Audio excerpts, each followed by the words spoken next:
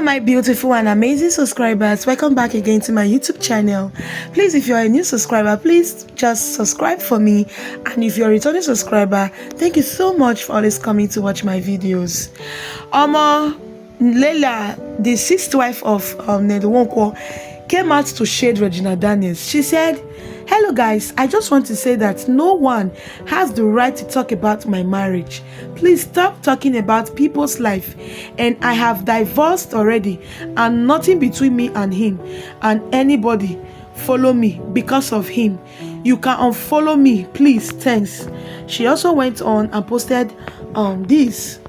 She posted this video and said, "Too busy building my peace, my life and my family, no time for anything less. And you trust Nigerians?" They went to her page and scattered her. In fact, she threw this shade at Regina's Danny after Regina came out yesterday to say that she founded the house Laila was staying, that she was the one among the one that was funding Laila.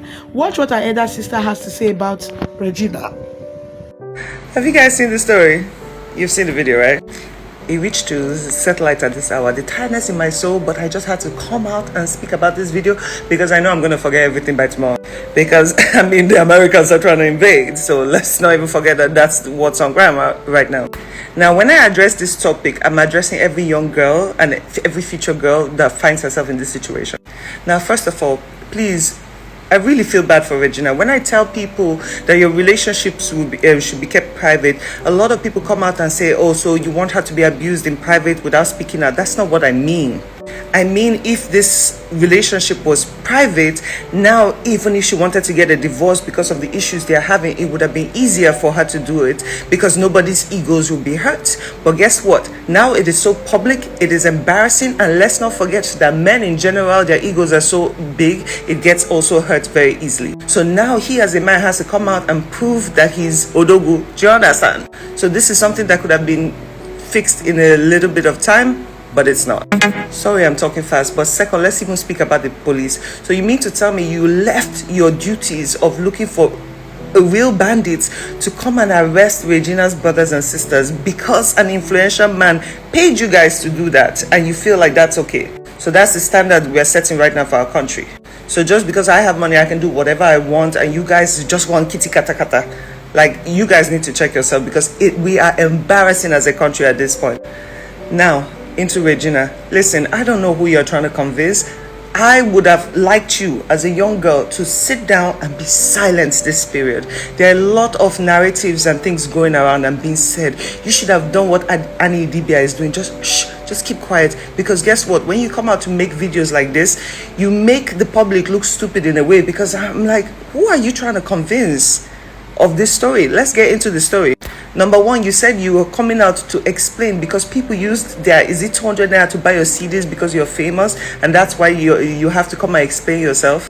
Number one, honey, this is why I tell people, stop putting so much power to celebrities, because when push comes to shove, they look at you like just your 200 naira. That 200 naira multiplied by 200 million, that's money in the bank. Now, first of all, you're not coming out to explain because of the CDs they bought. You're coming out to explain because you sold a narrative to young girls. You made it. You sold the story of, listen, if you're lucky and blessed enough to marry a wealthy old man, these are the benefits. So a lot of young girls followed you because of those statements you made. And now, yes, you do need to come out and explain to them, like, wait, hold on, the grass ain't that green, you know, so that they also would learn from your mistakes. But that's not what you're doing. Now, literally, you're pissing on the public. Like, is it because you bought 200 CD? Whatever.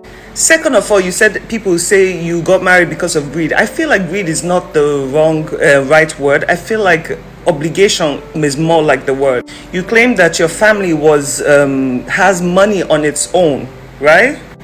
There's nothing wrong with that. But a family who has money does not put her daughter under the pressure of taking up an entire lineage. You say you take care of, you send your brothers to school, you're helping your mother because it is your job, your blessing from God. Now, let me correct you right there. I always say it is not a child's job to take care of her mother. It is not a child's job to take on the responsibility of a parent. Parents are supposed to be the nurturers. Parents are supposed to be the givers. They are the vessel. They bring you into this world and try, by God's grace, to raise you into a decent human being. So no, the only reason you would help your parents is if you're just human and you decide, okay, you know what, my mom has been through a lot. Because me personally with my daughter, she has seen so much, how much I struggle to make sure we are at this position. So out of the goodness of her heart, she said, you know what, I might buy my mama a house one day. And I'm like, bless you, child, you know. But the idea that, wait, hold on, it's my child's responsibility to take care of me, that is bonkers. Like, let's even kill that right now. For all the young girls out there, kill that thought. Now, you also made a point, how much money does a man need to give a woman to get her child and all that? Let me tell you something. If you don't watch the news, mothers have done worse for less. I have seen stories about mothers who were on drugs, who sold their baby for $20 just so she can get money, and allowed her babies get raped just to get drugs. So yes, it happens, and it happens a lot. And this is the part I don't like, because you're confusing the public. At the age of 18, 19, 20, you were the one taking care of the whole family. That is a lot of responsibility. But acting jobs do not pay that much. At that time, acting jobs, even till now, I know people who break their backs to act and they're still not getting paid that much, to the point where you can take care of your whole entire family and also be able to sponsor per Ned $50,000, which that is bonkers. Now, going to his side, listen, a lot of people might only know Ned because of your marriage, but this man was successful before he met you. Let's be clear about that. He had money. But also, his part, I don't even understand. I find it very strange that a man at that age is still interested in a young girl, but that's the society we live in. And the one that bothers me from his interview is he said he was under pressure to get married to someone from his village. You mean to tell me at your age you're under pressure and you had criteria, and one of them meant that you had to be a virgin and blah blah blah blah blah. But now me, I'm confused, because I'm thinking, how did she make money at that age to sponsor? You know what, let's not even go there. Let's just let people believe what they want to believe. Now, you said you fell in love with him. That, to me, I find it very bonkers, because number one, from what he said from his video, he said that he was under pressure and he needed a wife, and you were brought to him, and within a space of 3 weeks he got married to you. So when exactly did you fall in love, Missy? Please, I'm really curious at this point. When did you look at an older gentleman and say, oh my God, you're the one for the rest of my life, I want to be with you? Where exactly did you meet him? Because from what he said that, you see, that's why internet never forget.